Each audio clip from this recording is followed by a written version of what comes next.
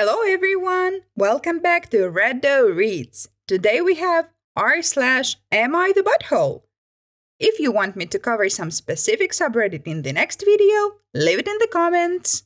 Am I the butthole for punishing my foster daughter for telling the authorities my 12-year-old daughter was taking substances? I, 34 female, have been looking after my foster daughter Mary, 13 female, for over a year, ever since her parents passed away because of doing too much substances all at once. I also have a biological daughter, Lila, 12 female. Mary and Lila mostly get along, although there have been some minor arguments. A few weeks ago, the police came to Lila's school. Someone had sent an anonymous message to the school saying that Lila was in possession of substances. After searching through her phone, locker, and bags, they realized that the substances in question were Skittles that Lila had lying around in her bag, accidentally ripping open the packaging. Lila was terrified of the police and was traumatized by the incident. She's a very shy, quiet girl who had a panic attack at the thought of being sent to prison. While they wouldn't reveal who told on her, Lila suspected that it was Mary, since she was the only one who could have seen the Skittles in her bag. Mary denied this at first, but eventually she snapped under pressure and admitted it. She said she made a mistake, but was scared that Lila would pass away just like her parents. I know that Mary has trauma related to substances, but that's not an excuse. I've made it very clear that she can come talk to me about anything, even if it involves Lila. And yet she went to the school instead of telling me first. Mary said that she only went to the school in case I was biased towards Lila. She knew full well the legal ramifications of her actions. Both of them could have potentially been removed from my care. I cannot help but think her intentions are malicious. Skittles look absolutely nothing like substances. She didn't even talk to me or Lila about it. She just went straight to the authorities. So I decided to ground her, stop her allowance, increase her chores, and take away her electronics for the entire summer. She is still upset with me for this, saying I went too far and I was punishing her for having trauma and trying to do the right thing. But I feel like I have a duty to teach her that it's not okay to potentially get our entire family into legal trouble over a misunderstanding. Am I the butthole? And there is an edit that the reason I thought she had malicious intentions was because the week before, Mary coincidentally started a large argument with Lila for hanging out with Mary's crush. Lila eats candies all the time, especially Skittles, and Mary knows that Skittles are her favorite. Ooh, this one is a doozy. So basically, OP is mad at her foster child because her biological child got scared.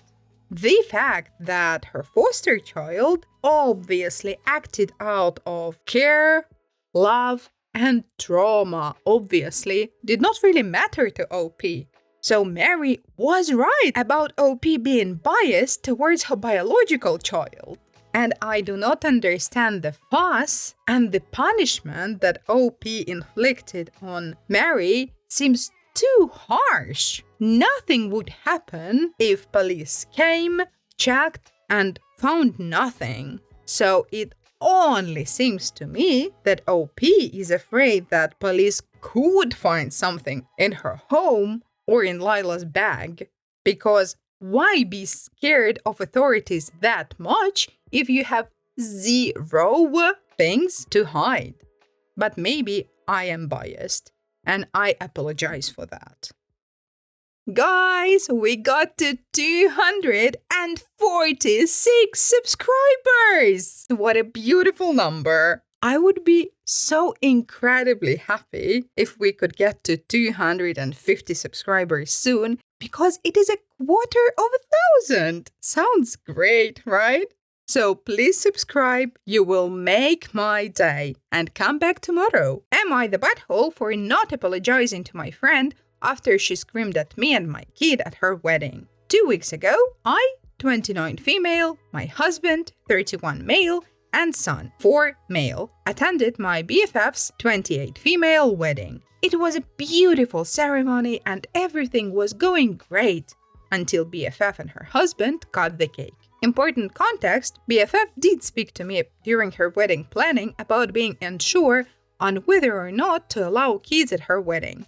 Her two sisters both have kids around my son's age, and she sees him as her nephew too. But she wanted to be able to let loose and enjoy her wedding without worrying about any kids messing things up. I gave her my opinion, saying that me and my hubby allowed kids at our wedding and we wouldn't have it any other way. The kids were still family and deserved to be included. After that, and speaking with her sisters, she and her husband okayed kids for the wedding. Now the ceremony went swimmingly. BFF's nieces sat with me, hubby and my son, as her sisters were in the bridal party. I brought quiet activities to keep them entertained and everybody behaved. I even cried from how lovely it was. When we got to the reception, nieces were returned to their parents, so it was now just me, my hubby and son. Dinner went fine, and then the couple took to the dance floor for the first dance. Afterwards, everybody was welcomed to the floor to dance for a bit before cake cutting. At this point, the kids were running around and playing with each other, and it was a fairly secure space, and I knew almost everybody there, so I felt comfortable with my son playing with the other kids while hubby and I had fun dancing. Important to mention, hubby offered to drive so I could enjoy myself, so I have had a couple glasses of wine at that point. BFF had also been drinking and celebrating. BFF and her husband go to do cake cutting, and hubby and I are a little slow getting there, so there was a crowd blocking our view. Suddenly, I hear BFF scream my son's name. Hubby and I push forward to see what's wrong. I see my son with frosting around his mouth and on his fingers. The cake had a small chunk taken out of it. I try to apologize, but BFF turns around and yells, "This is your fault! Your son ruined my cake! He's only here because you told me it would be worse to include the kids!" I yelled back, telling her that it was just an accident, and the rest of the cake was still edible. That this was her nephew she was screaming about. She told me I was no friend of hers and he was not her nephew. In front of everyone, she told me to leave or she would call security. Son and I were crying, and then 3 of us left. One of the bride's sisters reached out to me after and apologized for her sister's reaction, but said I needed to apologize. I think sorries are out of the window now after her outburst. I told her sister so and said I expect an apology first before I would say anything to her. Not only did she blow up at me in front of everyone, but at my son. I'm humiliated, but even more angry on his behalf. So, am I the butthole if I refuse to apologize first? No, no, and no! First question I have, if OP is truly wife's BFF, why OP was not in bridal party? Second question, getting all worked up on a 4-year-old? Karen, really? I think OP should end the friendship and move on with her life for good. Am I the butthole for moving out alone and not with my stepsister and lying about where I'm going to college? My dad and stepmom were both widowed when me and my stepsister, we're both 18 female, were 5. They met a year later and became widow-parent friends, which I always believe they started dating like a year after my mom and stepsister's dad passed away, but they don't want to be honest and say they moved on so fast, especially when they had kids. So we'd all hang out together during the day and we'd have late nights at each other's houses for a couple of years. Even back then, I struggled to get along with my stepsister. She was always a sensitive kid. She was shy, quiet, very delicate to any kind of negativity or being corrected. I am quiet and introverted, so similar. But I was supposed to be her best friend, said my dad, and to be gentle with her, be there for her, help her with stuff, make her laugh. It was annoying back then. And when my dad and stepmom admitted they were dating, I really hated that I was now stuck with her. She stuck to me in school and would track me down and follow me around. My dad told me I should love having a sister my age. I told him I did not. He told me to think about how great it could be. I told him I wanted to spend time with my friends without her. He said she was my best friend. She never could make her own friends. She's very hard to get close to. She hardly talks. She'll talk if it's just us, but it's so painful. She never wants to do anything and just follows me around. There were times I would leave and go spend time with friends and she'd cry.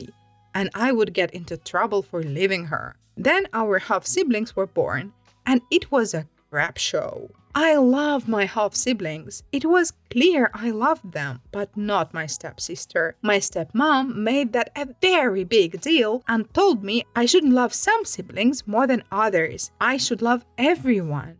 She also accused me of turning my half-siblings against my stepsister, but she never wanted to play with them or speak to them. Yet, she would get upset when they favored me too. But mostly, she hated that I favored them to her. I never wanted to spend time with her. I always had to be forced to. It showed. That didn't help. Family therapy was quit after 4 months because my dad and stepmom did not like that so much focus was put on helping my stepsister branch out instead of helping us come together as sisters. For 2 years, my dad and stepmom and stepsister were planning for me and her to go to college together, to move out together so we could travel at the same time and settle in together. I made plans behind their back with my grandpa. And against their wishes, I moved out in June and moved in with my grandpa for the summer.